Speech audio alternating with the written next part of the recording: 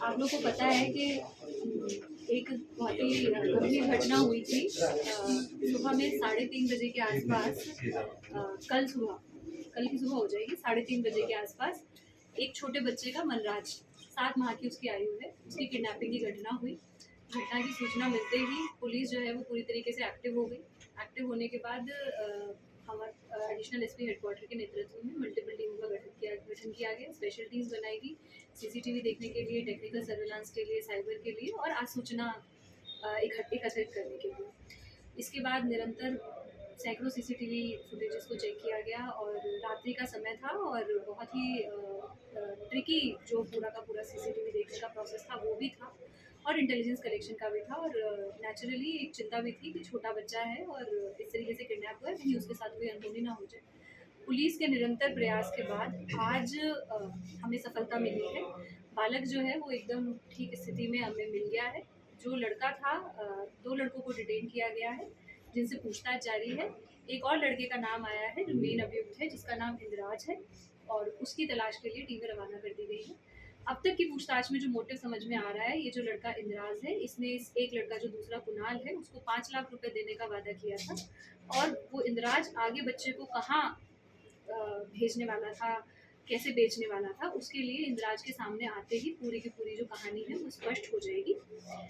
हमारी पूरी की पूरी जो टीम है उसने दिन रात कल पूरी रात भी पूरी टीम लगी रही और जब से ये घटना हुई है तब से निरंतर प्रयासों में ये सफलता प्राप्त हुई है कि एक छोटे बच्चे को हम सही सलामत वापस ला पाए हैं और उसके जो माता पिता हैं उनको उसको सपोर्ट कर पाए हैं। मैडम क्या मानव तस्करी से जुड़ा है? जैसे कि मैंने आपको कहा कि इसमें पैसों के लेन देन की हमारे पास बात आई है, तो जो ये अभियुक्त है इंद्राज, इसके एक बार अभी तक के अनुसंधान में हो सकता है कि इन्हीं दोनों से और पूछताछ करें तो और कोई बात भी निकल के आए, लेकिन इनसे ये जो इंद्राज है अभी तक वो मेन अभियुक्त के रूप में आ रहा है और उसको जल्दी ही हमें यकीन है हम उसे डिटेन कर लेंगे और उसके बाद इसकी तह तक जाएंगे कि क्या इसके अंदर कोई मानव तस्करी का गैंग गिरोह इस प्रकार से सम्मिलित है कि किसी को भी बख्शा नहीं जाएगा। बहुत ही गंभीर मैटर है और उसी गंभीरता से लिया जाए। टोटल कितने पुलिसकर्मी लगे?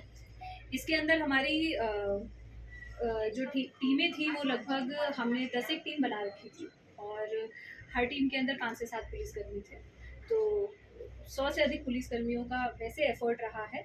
नाकाबंदी हमने पूरे के पूरे एरिया में कराई। इसके साथ साथ जितनी भी ये कच्ची बस्तियां हैं या इस प्रकार की जितनी भी एस्टेब्लिशमेंट है जिनमें हमें थोड़ा सा शक लग रहा था कि हो सकता है कि कोई क्रिमिनल एलिमेंट्स हो, उन सभी का सर्च अभियान किया गया। पूरे दिन कल वहाँ पर हमने सर्च अभियान भी किया, साथ साथ एरिया डोमिनेशन की एक्सरसाइज में भी हमने उसको इंक्लूड किया था। तो इस प्रकार से हमारा पूरा का पूरा ज़िले ने ही इसमें बहुत एफर्ट लगाया, लेकिन हमारी स्पेशल टीम सीसीटीवी देखने में और रामगंज थाने में ह्यूमन इंटेलिजेंस का बहुत अच्छा रोल रहा। रामगंज थाने के हमारे कांस्टेबल को और एसएचओ साहब को, रवीश जी को कुछ सूचना मिली कि इस तरीके से लड़के हैं और लड़कों के पास बच्चा है, जबकि खाली पुरुषों के पास बच्चा होने का कोई मतलब नहीं है। तो एक तरफ सीसीटीवी देखते हुए हम ठीक डायरेक्शन में पहुंचे कि इस डायरेक्शन में कॉलोनी में कहीं ना कहीं बच्चा होना चाहिए और दूसरी तरफ हमें फिर ह्यूमन इंटेलिजेंस मिली कि यहाँ पर एक बच्चा है जो इस ऐसी स्थिति में है जैसा कि नहीं होना चाहिए। दोनों चीज़ों के कॉम्बिनेशन से हमें फाइनली सफलता। सोशल मीडिया की भी भूमिका रही है मैडम, क्योंकि फोटोज वगैरह वायरल, फोटोग्राफ्स बिल्कुल हमने शेयर किए और सभी को मीडिया बंधुओं को भी शेयर किए गए थे और सोशल मीडिया पे भी वायरल किए गए थे, तो बिल्कुल उसकी भूमिका मानी जा सकती है क्योंकि उसके थ्रू भी लोगों को पता चला। बाकी ह्यूमन इंटेलिजेंस का अच्छा रोल रहा कि रामगंज थाना क्षेत्र की तरफ मूवमेंट है ये हमें जब पता चला है तो रामगंज की पूरी टीम बहुत एक्टिव हुई और अपने जितने भी हमारे जिन लोगों से पूछताछ की गई और सूचना तंत्र है उनको एक्टिवेट किया गया, तो ये बात सामने आई और जाके वेरीफाई किया गया तो बच्चा हमें